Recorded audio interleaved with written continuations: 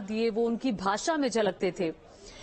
और इस वक्त अभिषेक पांडे हमारे सहयोगी लता दीदी के घर के बाहर मौजूद हैं, चूंकि वहीं पर पार्थिव शरीर पहुंचने वाला है। अभिषेक, चूंकि अभी तो पार्थिव शरीर ब्रीच कैंडी अस्पताल में ही है, कितनी देर में निकलने वाला है और अस्पताल से लेकर लता दीदी के घर की दूरी कितनी है?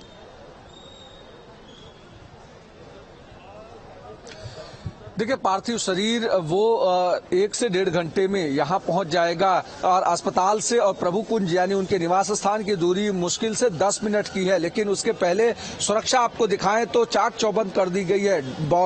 डॉग स्क्वाड के साथ साथ यहाँ पर देखिए ये पूरा रास्ता कॉर्डन कर दिया गया है ताकि कोई भी व्यक्ति और कोई भी गाड़ी इस तरफ प्रवेश ना कर सके, इसकी पूरी कोशिश की गई है। साथ ही वीआईपी मूवमेंट जैसे जैसे शुरू हो रही है उसको देखते हुए एहतियातन सुरक्षा बल कड़े कर दिए गए हैं। उम्मीद की जा रही है कि यहाँ पर देश के कई बड़े तमाम दिग्गज नेता पहुंचने वाले हैं, प्रधानमंत्री भी पहुंच सकते हैं, ऐसी बातें भी सामने आ रही हैं। उसको देखते हुए सुरक्षा के यहाँ चाक चौबंद बंदोबस्त किए गए हैं और ये प्रभु कुंज निवास स्थान है। इसके पहले मंजिले पर लता दीदी का निवास स्थान है और यहीं पर आशा भोसले भी रहती हैं और उसके साथ साथ परिवार के तमाम सारे लोग यहाँ पर रहती हैं। लेकिन जिस तरीके की आज दुखद खबर आई है, खासकर लता दीदी के निधन की, उसके बाद से शोक व्याप्त है और जिस तमाम सारे फिल्म इंडस्ट्री से लेकर के राजनीति जगत और दूसरे तमाम सारे हस्तियां जो लोग लता दीदी के साथ जुड़े रहे, सब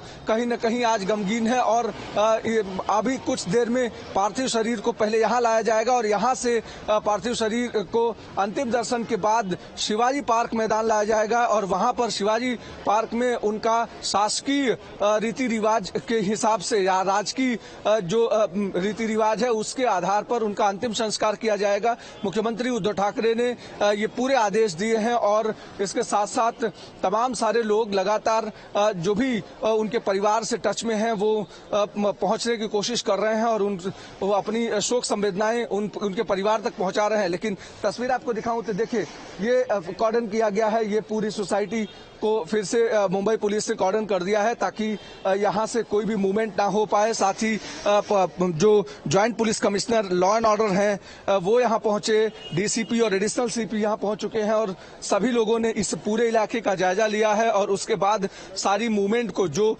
जनरल मूवमेंट थी इस रास्ते से, उस सारी मूवमेंट को रोक दिया है। तस्वीर आप देखिए, दर्जन भर पुलिस वाले जो प्रभु कुंज के सामने आपको दिखाई पड़ रहे हैं और सभी लोग सिक्योरिटी में कोशिश ये कर रहे हैं कि कोई भी अननोन व्यक्ति या इस तरीके से कोई व्यक्ति इस तरफ मूवमेंट ना, कोई कानून व्यवस्था ना बिगड़े, इसको पूरा ध्यान में रखा गया है पुलिस की तरफ से। और कुछ देर में लता दीदी का पार्थिव शरीर यहां लाया जाएगा और उसके बाद अंतिम दर्शन के बाद शिवाजी मैदान की तरफ वहां पर उनका अंतिम संस्कार होगा और उसको लेकर के वहां पर भी तैयारी शुरू हो गई है। और सरकार की कोशिश है कि जिस तरीके से उन्होंने देश के लिए गाना गाया और 92 साल की उम्र तक देश की सेवा की, उसी तरीके से राजकीय तरीके से अंतिम संस्कार हो, उनको अंतिम विदाई दी जाए, उसकी पूरी तैयारी राज्य सरकार की तरफ से भी शुरू हो चुकी है। ठीक है, तो सीधे मैं ज्योत्सना का रुख करती हूँ, चूंकि ब्रीच कैंडी अस्पताल के बाहर मौजूद हैं।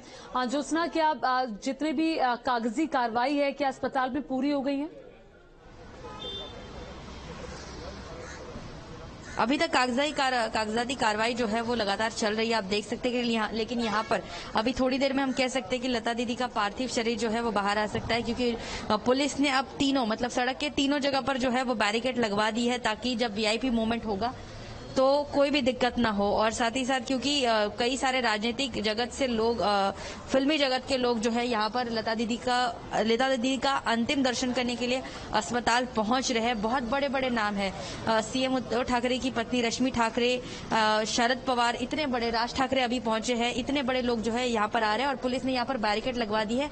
यानी कि डॉक्यूमेंट की कार्रवाई जो है वो अब बहुत ही अंतिम मोड़ पर है। जैसे ही डॉक्यूमेंट की कार्रवाई पूरी होती है पार्थिव शरीर इसी गेट से बाहर आएगा और यहाँ पर आप देख सकते हैं लंबी दूरी तक जो है मुंबई पुलिस की तरफ से यहाँ पर तैनात कर दिया गया है, मुंबई पुलिस तैनात कर दिए गए हैं। साथ ही साथ जो ट्रैफिक पुलिस है वो भी तैनात कर दिए गए हैं ताकि यहाँ से जब प्रभु कुंज उनका पार्थिव शरीर लेकर जाएंगे तब कोई भी उनको दिक्कत ना आए। ठीक है, तो नजर बना रखिएगा। अभी आप ज्योत्सना बता रही हैं कि वीवीआईपी मूवमेंट चल रहा है, राज ठाकरे पहुंचे हैं, उद्धव ठाकरे की पत्नी वहां पहुंची हैं और भी तमाम हस्तियों का लगातार आना जारी है। ब्रिज कैंडी अस्पताल में अब से कुछ ही देर में पार्थिव शरीर को लता दीदी के घर ले जाया जाएगा। लता मंगेशकर अब हमारे बीच नहीं है, पूरा देश गमगीन है। सुर कोकिला का यूं चले जाना उनके चाहने वालों के साथ पूरे देश को दुखी कर गया। लता दीदी को श्रद्धांजलि देती हमारी ये रिपोर्ट। मेरे प्यार की उम्र हो इतनी सनम। सुर साधना की जीवंत प्रस्तुति करती ये सुरीली आवाज मेरे प्यार की उम्र हो। दशकों से संगीत के हर रस में डूबती उतारती ये आवाज।